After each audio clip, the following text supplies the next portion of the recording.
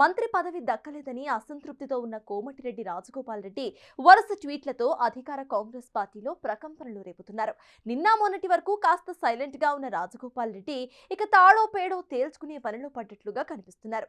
మంత్రి పదవి ఇస్తానని నమ్మించి మోసం చేశారని, 20 నెలలు ఓపికతో చూశారని, ఇక ఓపిక నశించిపోయిందని సీఎం రేవంత్ రెడ్డిపై బహిరంగ విమర్శలు చేయటం కాంగ్రెస్ శ్రేణుల్లో కలకలం రేపుతోంది.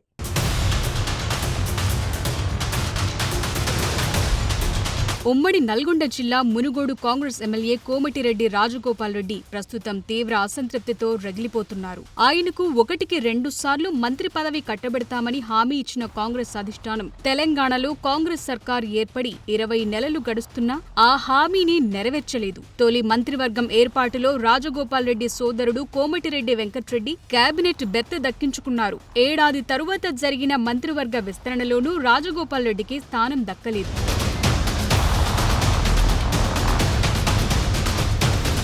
కోమటిరెడ్డి సోదరులు ఇద్దరికీ మంత్రి పదవులు అనేది జిల్లా కుల సమీకరణాల్లో భాగంగా కుదరటం లేదని కాంగ్రెస్ పెద్దలు కొందరు అభిప్రాయపడుతున్నారు. నల్గొండ జిల్లా నుంచి ఇప్పటికే కోమటిరెడ్డి వెంకట్రెడ్డి, ఉత్తమ్ కుమార్ రెడ్డిలు కేబినెట్లో కొనసాగుతున్నారు. ఆ క్రమంలో ఒకే జిల్లా నుంచి రెడ్డి సామాజిక వర్గానికే చెందిన 3వ నేతకు ఎలా మంత్రి పదవి ఇస్తారన్న పాయింట్ లేవనెత్తుతున్నారు.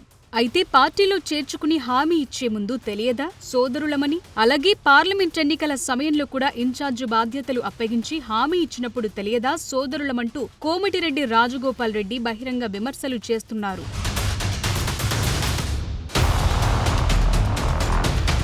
9 మంది ఎమ్మెల్యేలున్న ఖమ్మం జిల్లాకు 3 మంత్రి పదవులు ఇచ్చినప్పుడు 11 మంది ఎమ్మెల్యేలున్న నల్గొండ జిల్లాకు 3 మంత్రి పదవి ఇస్తే తప్పేంటని రాజగోపాల్ రెడ్డి లాజిక్ లేవనెత్తుతున్నారు. ఖమ్మంకు ఒప్పు, నల్గొండకు తప్ప అని అటు అధిష్టానాన్ని ఇటు ప్రభుత్వాన్ని నిలదీస్తున్నారు. అలా అవకాశం దొరికినప్పుడల్లా తనకు మంత్రి పదవి దక్కలేదన్న అక్కసు వెళ్లగక్కుతూనే ఉన్నారు. ఆయన స్థానిక ఎన్నికల ముందు అధికార పార్టీలో ఉంటూ ఇలా విమర్శలు చేయటం, వరుస ట్వీట్లు పెడుతుండటం కాంగ్రెస్ పార్టీకి మైనస్ గా మారుతుండటంతో అధిష్టానానికి ఏ నిర్ణయం తీసుకోవాలో తెలియని పరిస్థితి ఏర్పడిందంటున్నారు.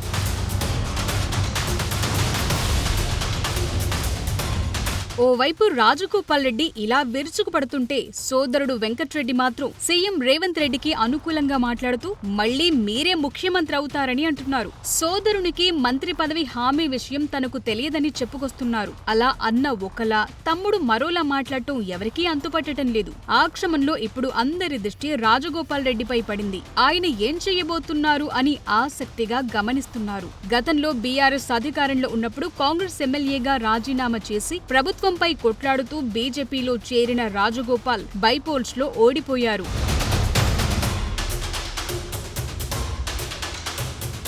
అయితే అప్పుడు కోమటిరెడ్డి రాజగోపాల్ రెడ్డి తన వెర్షన్ తాను వినిపించారు. తన రాజీనామాతో ప్రభుత్వం దిగొచ్చిందని, తనను ఓడించటానికి మునుగోడు నియోజకవర్గంలో అప్పటి ప్రభుత్వం 100 కోట్ల అభివృద్ధి చేపట్టిందని ప్రచారం చేసుకున్నారు. కానీ ఇప్పుడు రాజీనామా బాట పడితే ఆయన ఏం చెప్పదలుచుకున్నారు? అధికారంలో ఉండి కూడా మంత్రి పదవి ఇవ్వలేదని రాజీనామా చేసి ప్రజలకు ఏం చెప్తారు అని ప్రతి ఒక్కరూ చర్చించుకుంటున్నారు. కేవలం భయపెట్టడానికి ఇలాంటి వ్యాఖ్యలు చేస్తున్నారా, లేక మరేదైనా వ్యూహమా అని ఎవరికీ అంతు చిక్కటం లేదు.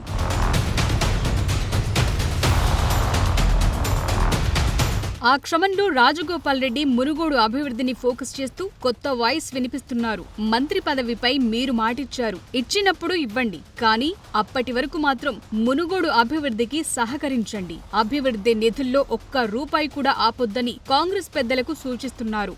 మంత్రి పదవి ఇస్తామన్న హామీ అమలు ఆలస్యమైంది, సమీకరణాలు కుదరటం లేదు అంటున్నారు. ఎందుకు కుదరటం లేదు సమీకరణాలు? రాకుండా ఎవరడ్డుకుంటున్నారని నిలదీస్తున్నారు.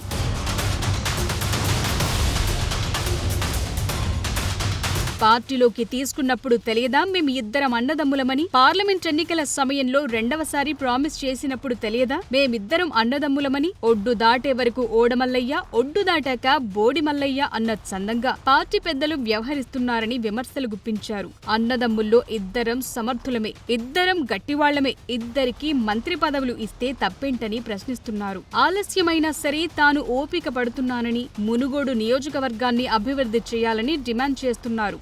మునుగోడు ప్రజలకు అన్యాయం చేసినా రాజగోపాల్ రెడ్డికి అన్యాయం చేసినట్టు.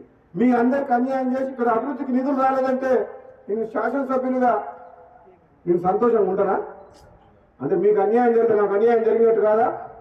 అందుకనే ఎప్పుడంటా నాకు అన్యాయం జరిగినా పర్వాలేదు కానీ మునుగోడు ప్రజలకు అన్యాయం చేయొద్దని గతంలో చెప్పిన ప్రభుత్వానికి ఇప్పుడు కూడా చెప్తున్నా. సరే నాకు మీరు మాట ఇచ్చినప్పుడు ఇద్దరు, కానీ అప్పటిదాకా మాత్రం మునుగోడు అభివృద్ధికి మాత్రం సహకరించండి, ఒక్క రూపాయి కూడా ఆపచ్చు అంటున్నా. ఇస్తామన్న మాట ఆలస్యమైంది, సమీకరణలు కుదరలేదని అంటుండ్రు. ఎందుకు కుదురుతారో సమీకరణలు? మనసు ఉంటే మార్గం ఉంటుంది. ఎవరు పుల్ల పెడుతూ రాకుండా ఎందుకు కుదురుతారో సమీకరణలు? నీకు నన్ను పార్టీలో తీసుకున్నప్పుడు కదా మీ ఇద్దరు వడదలు ఉండాలి కదా, తెలుసుగా.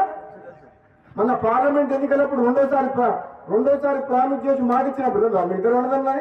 ఏదేమైనా ఇప్పటి వరకు అధిష్టాన పెద్దలు కానీ క్రమశిక్షణ కమిటీ కానీ రాజగోపాల్ రెడ్డి చేసిన వ్యాఖ్యలపై ఎవరూ స్పందించలేదు. పార్టీ పరంగా ఖండించడానికి కూడా ఎవరూ ధైర్యం చెయ్యని పరిస్థితి. అయితే ఇలాగే కొనసాగితే పార్టీకి ప్రభుత్వానికి చెడ్డ పేరొస్తుందని, రాజగోపాల్ రెడ్డి విషయంలో ఏదో ఒక నిర్ణయం తీసుకోవాలని హైకమాండ్ భావిస్తోందట. ఇచ్చిన హామీని నెరవేర్చటమా లేక పార్టీకి వ్యతిరేకంగా మాట్లాడుతోన్న రాజగోపాల్ కి షోకాస్ నోటీసులు ఇవ్వటమా తేల్చే పనిలో ఉందట.